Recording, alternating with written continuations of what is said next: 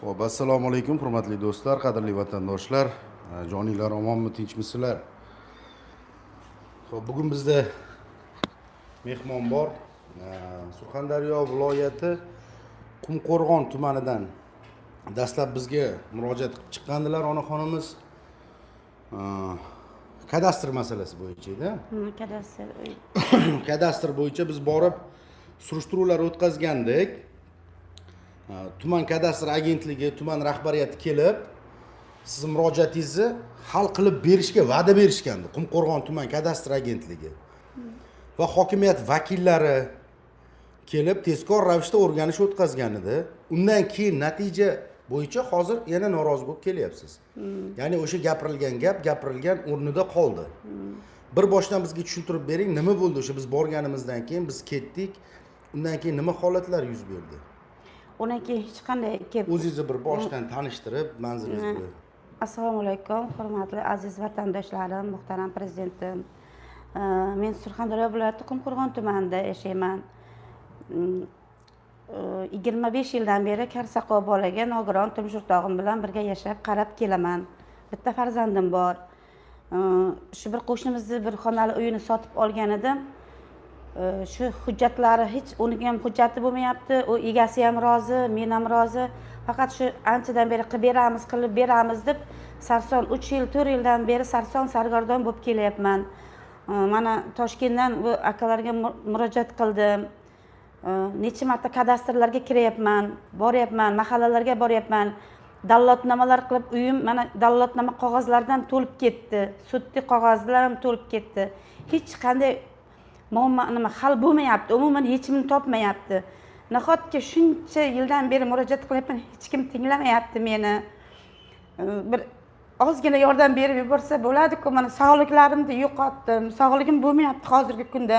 Endi men majbur bo'lyapmanki, o'sha turmush o'rtog'im Karsaqo bolani uyiga yo'natib yuborishga. Uni hech kimi yo'q, qara olmaydi. Bir bechorani men o'val savobiga qolyapman. Mana sarson sargardon bo'lib Toshkentlarga mana o'qishlardan qolib, mana shu ahvollarda yuribman. Shu kunlargacha kelishga majbur bo'ldim.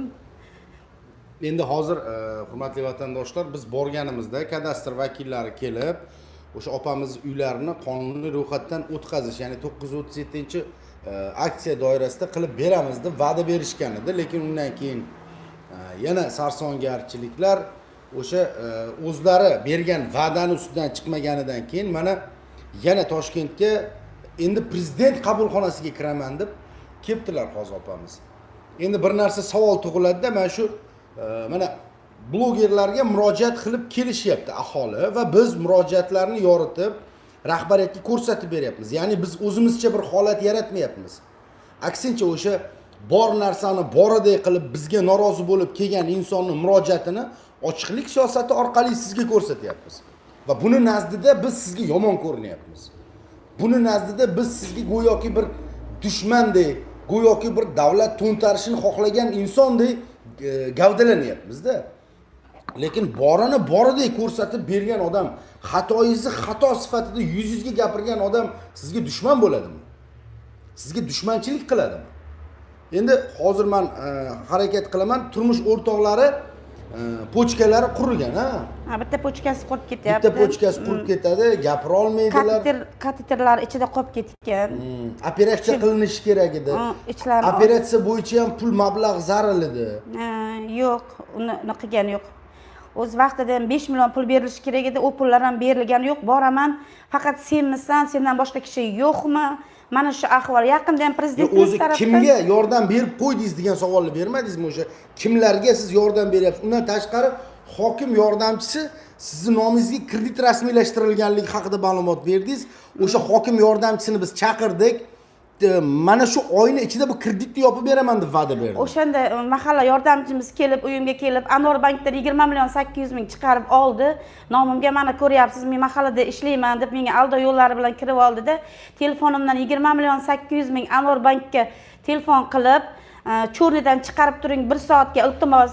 Mana bu opadan hozir deb 20 million 800 ming chiqarib oldi-da, 10 millionni menga berib, 10 millionni o'zi foydalanib, keyin o'sha 10 millionni menga 3 oyda 100 ming, 200 ming, 500 ming qilib tashlab berib, mana menga yordam qildi. Faqat katta-katta kreditlarni nomimga chiqarib tashladi-da. Endi umuman mana 5 ta kreditga o'tirib qoldim. 5 ta kredit to'lay olmayapman hozir. Umuman ilojim yo'q. Даже o'lim darajasida turibman. Men shunchalik Allohning oldida mana shu akaga qanchalik yig'lab yolvorib, akajon, menga shu prezident devorlarini adresini bering, jon akajon. Mendan qaytmasa Allohdan qaytsin. Rahmat, mana shu blogerlarimiz bor ekan, qancha narsalar yoritib beryapti. Borsam, sen yomonsan, mana qo'shnilarimgacha nima qilib yomonga chiqarib tashlaydi mahallalarimiz. Даже aka meni mana shu efiringizda gapirishlarga majbur bo'ldim. Tuhmatlar qilib meni shu mahallalardan chiqarib yubormoqchi bo'ldi. Mana shuncha murojaatlarimdan keyin aka, uchastkovoylarimiz kelib, "Opa, mana sizni ko'rib turibman, rahmat. Men mana ichki ishlarga murojaat qilib, men begunoh o'g'il o'stiryapman. Menga qancha tuhmatlar qildi, men qancha keyin o'shalarni kompyuterlardan o'chirtirdim. Meni даже o'lim holatigacha olib boryapti bular. Hech kim tinglamayapti." Assalomu alaykum. Aka, sonlaringiz yaxshimi? Charchamayapsizmi? Rahmat, xudoga shukr. Aka, Qumqo'rg'on tumanida ishlardingiz-a hokimiyatda? Yo'q, Qumqo'rg'on tuman mahallada ishlardi. Qumqo'rg'on tuman mahalla, ya'ni biz borib o'sha bir opaxon ismingiz nima? O'g'layapti. O'g'loyopani masalasi bo'yicha borgandik-a? Ha, uy-joy kadastrini bo'yicha. Ha, o'sha kadastrini qilib beramiz deb va'da bergandinglar. O'sha 937-qonun doirasida kadastr hujjatlarini rasmiylashtirib beramiz deb va'da berilgan edi. Hozir bajarilmabdi. Hozir yana onaxonimiz hozir Toshkentga prezident qabulxonasiga kelganlar-da. Qara, men boshqa mahallaga o'tib, boshqa joyga ishga o'tib ketganman. Yo'q, mayli, boshqa mahallaga o'tib ketgan bo'lsangiz ham, o'sha kadastr bo'yicha shunaqa va'da berilgan edi, o'sha surishtiruv vaqtimizda bizni syomkalari ham turibdi. Hokimiyatda, Bu kredit chiqargan hokimiyat bilan kredit chiqargan. Kredit masalasi nima bo'ldi? Kredit masalasi hal bo'lgan, kredit masalasi. Hal bo'lganmi? Menga Anor bankni yopib bermagan. Anor bankni yopib beraman degan, 33 million naqd chiqarib beraman deganda, lekin chiqarib bermadi-da, boshqa banklardan chiqarib berib, men keyin yana yopolmay qoldim. Ha, demak, sizni qarz ustiga yana boshqa qarz olib berdilar. Boshqa qarzga olib berib, unaqa tashadi meni. Nimaga bunaqa qilyapsizlar aka? Qarang, buni Hoji momoni yerda mahalladan limit kelsa chiqarib beramiz deb, boshqa mahallada limit kelmagani uchun boshqa bankdan chiqardi. Yo'q, tushundim. Limit yo'q bo'lsa, bularni yana boshqa kreditga tiqish kerak degani emas-ku. O'zi pulda norozi bo'lib chaqirdilar. O'sha uyimmi qaytayap, hozir uysiz bir joyda turibdi. Uy ham ertaga agar buziladigan bo'lsa, ko'chada qoladi bular.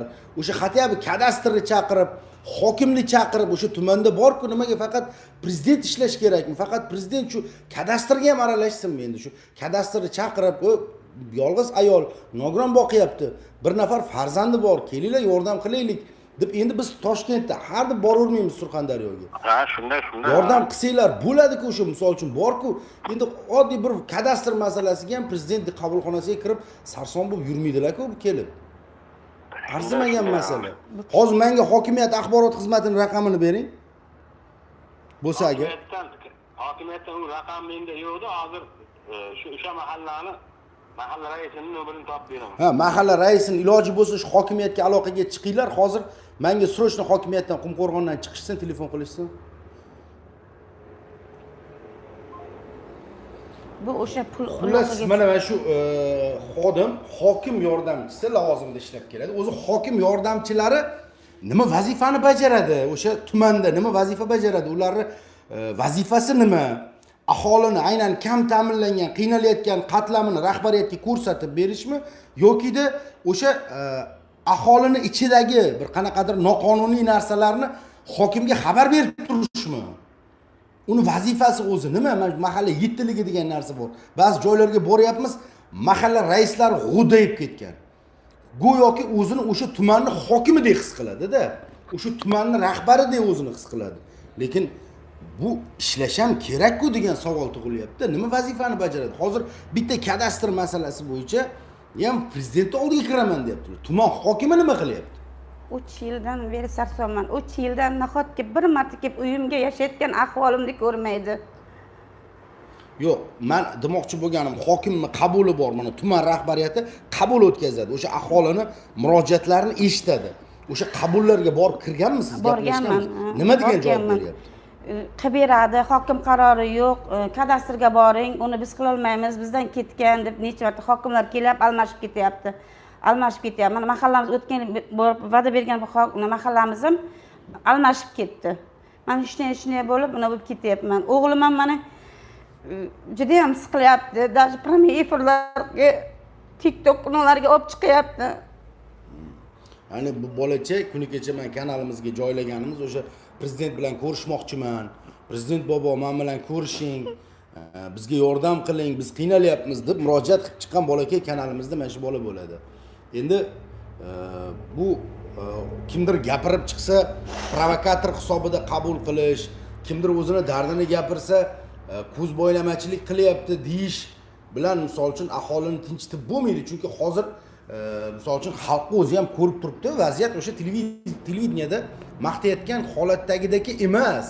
Ko'pchilik aholi o'sha murojaatlari tegishli joylarga yetib bormayotganidan, o'sha amaldorlar o'zlarini ba'zi birlari o'zlarini xizmat vakolatiga sovuqqonlik bilan yondashayotgan natijasida mana bunaqa bir joylarga kelib sarson bo'lib yurishibdi. Ya'ni hozir bu onaxonimizga ham havasakmi misol uchun Surxondaryodan, Qumqo'rg'ondan Toshkentga farzandi bilan kelish. Bu hali bu yerda bularning murojaatini atroflicha ko'rib chiqishi hali amrimahol.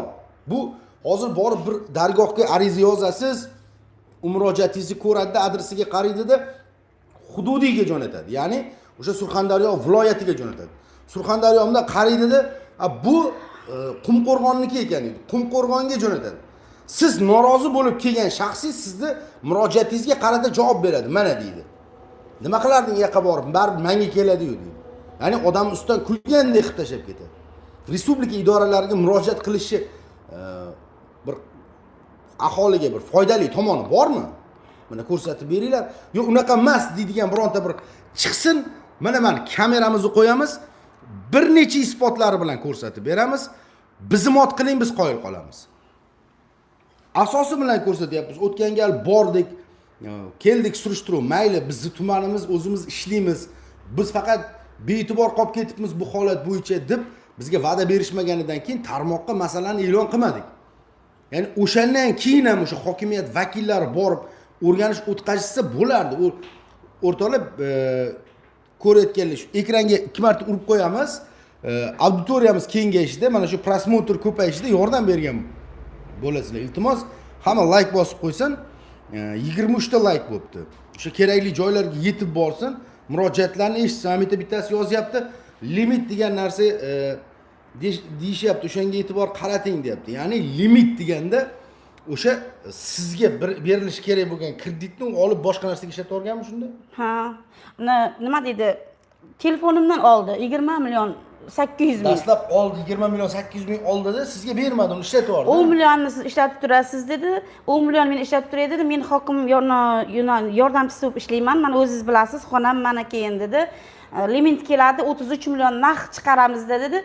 Telefoningizdan olingan 20 million 800 mingni yopib beramiz dedi. Shu bilan keyin boryapman, limit yo'q deb yana boshqa, lekin men nomimda yana kredit bo'lib turib, qayergadir tanishi bilish qilyapti-da. Sirazi chiqarib beryapti. Keyin men bu kreditlarni foizi tug'ib ketgan, unga to'layman, bunga to'layman deb oxir men to'lay olmay qoldim. Hozirgi kunda umuman kredit to'lay olmayapman. Yurak kasal bo'lib qoldim. O'zim mana ankiligichski anaga yo'llanma beryapti ko'rinishlarimga, bora olmayapman. Majburligimdan mana 3 kundan beri sizni topdim. Telefonlashib, akajon deb o'g'lim o'qishlardan qolib ketyapti. Hozir prezident qabulxonasiga kirmoqchisizlar. Kiraman. Bugun mana adyollar olib yuribman aka. O'tirib yotib bo'lsa ham kiraman. Chunki deganda men hammaga aytganman, hayotda men qanday yashab kelayotganimni bitta Alloh biladi. Ya o'sha kuni ham men borganimda o'zingiz ko'rdingiz. turmush o'rtog'ingiz muntazam og'riqda.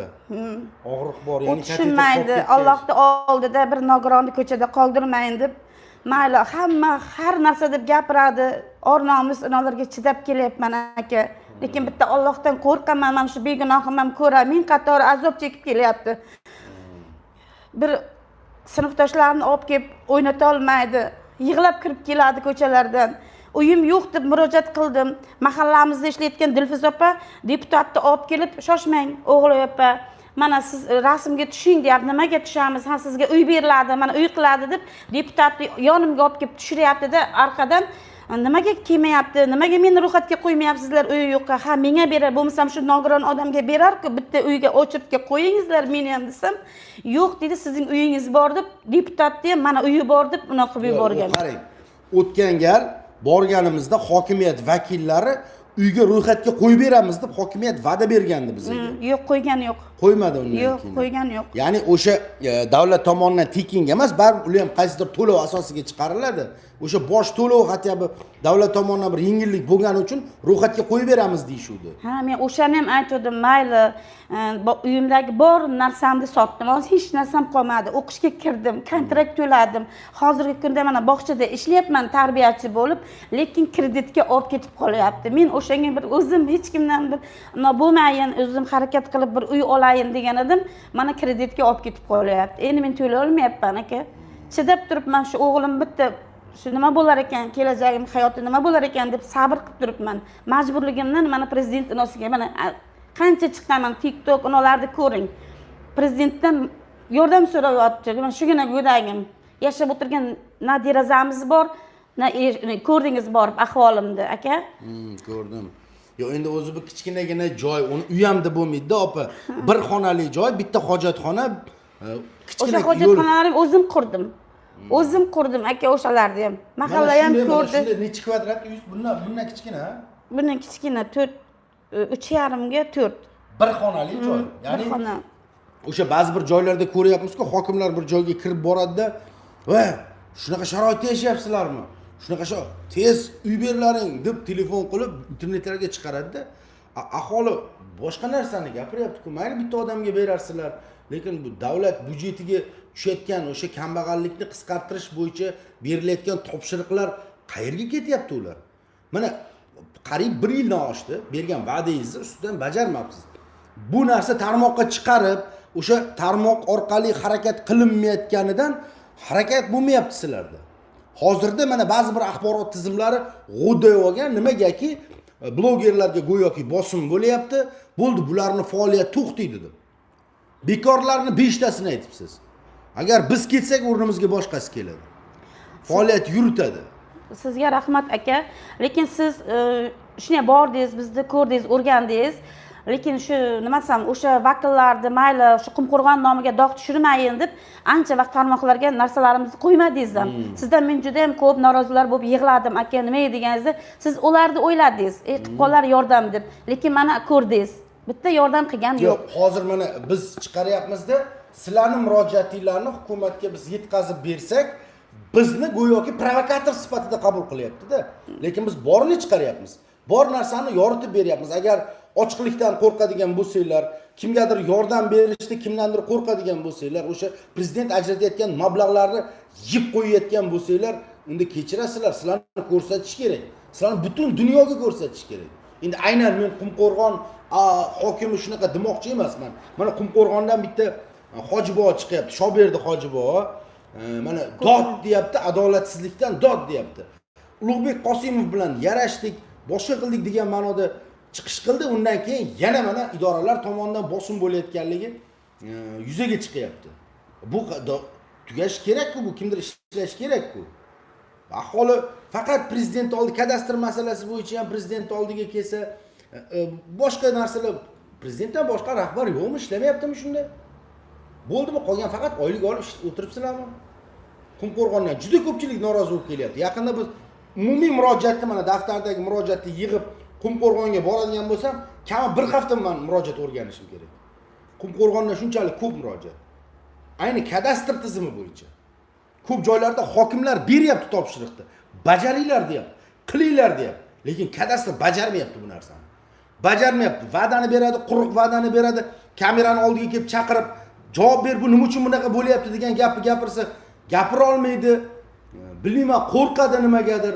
Bu qanaqadir yopiq tashkilotga aylanib olgan bular o'zicha. Mana Sirdaryo viloyatiga borsak, eshigini tagiga qo'riqchi qo'yib qo'ygan.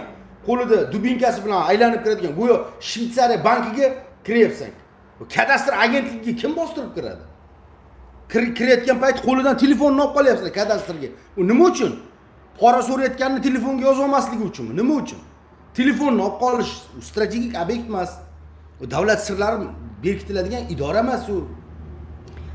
Akajon, men sizga shu ko'p murojaatlar qilib, bezovta qilib o'rgangandan keyin mahallam menga juda ko'p tuhmatlarni qo'yib yubordi. Nima tuhmat?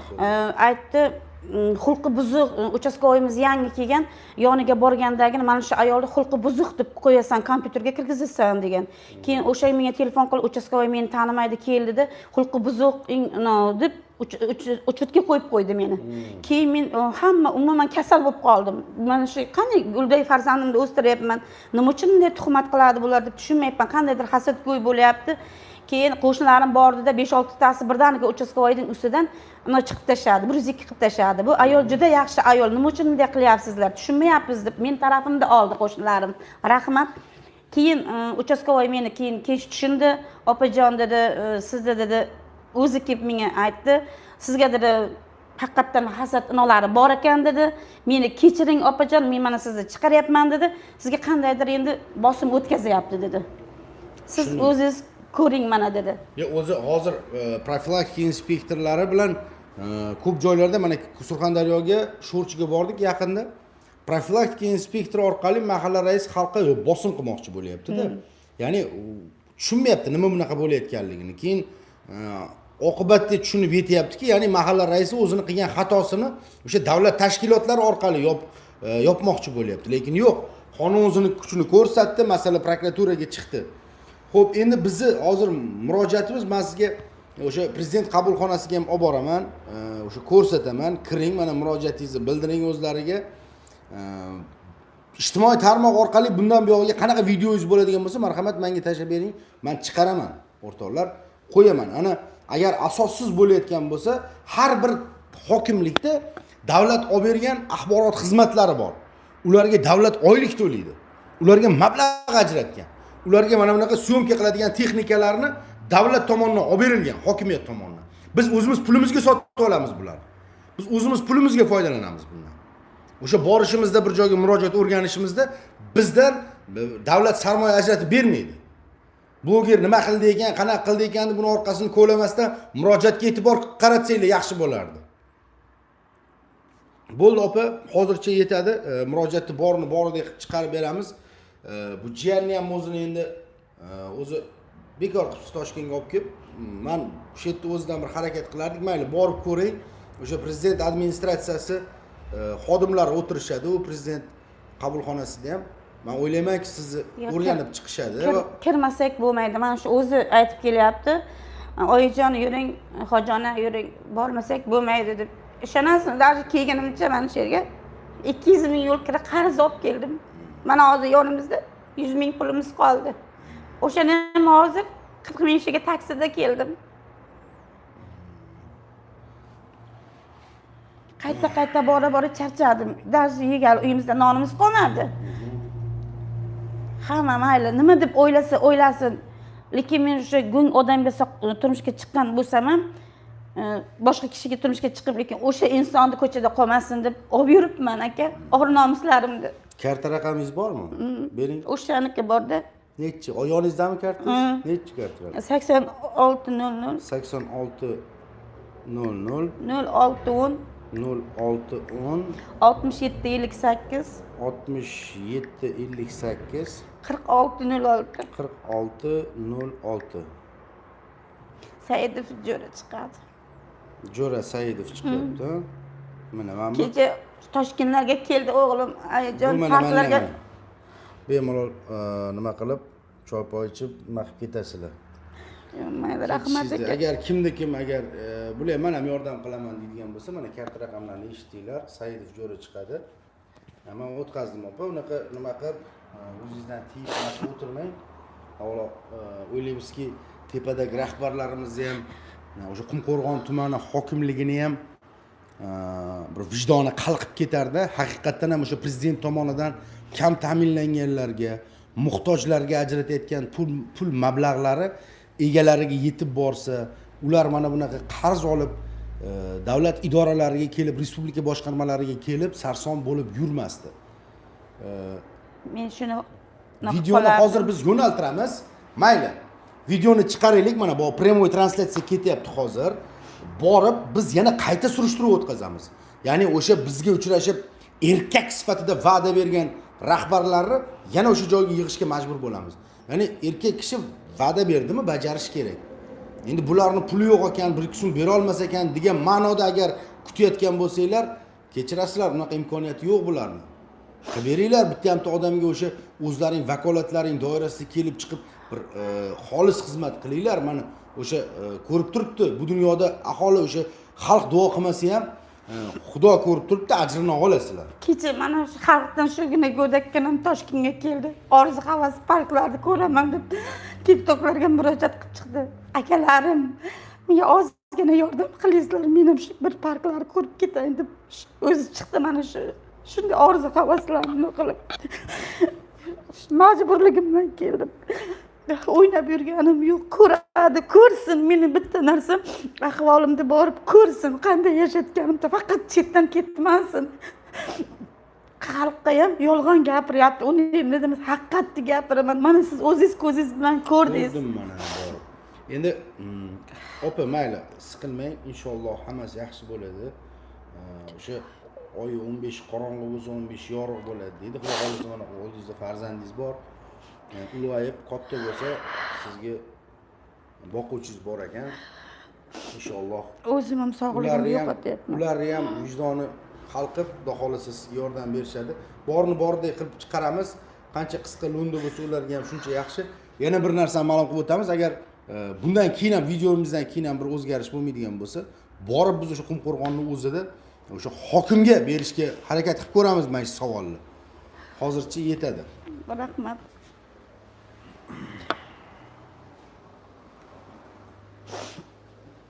Yangi kirganlar ekranga bosib qo'ysin, like bosib qo'ysin, o'sha kerakli joylarga yetib borsin mana shu videolarimiz, iltimos qilardik. Bizni kuzatganlarga rahmat kattakon.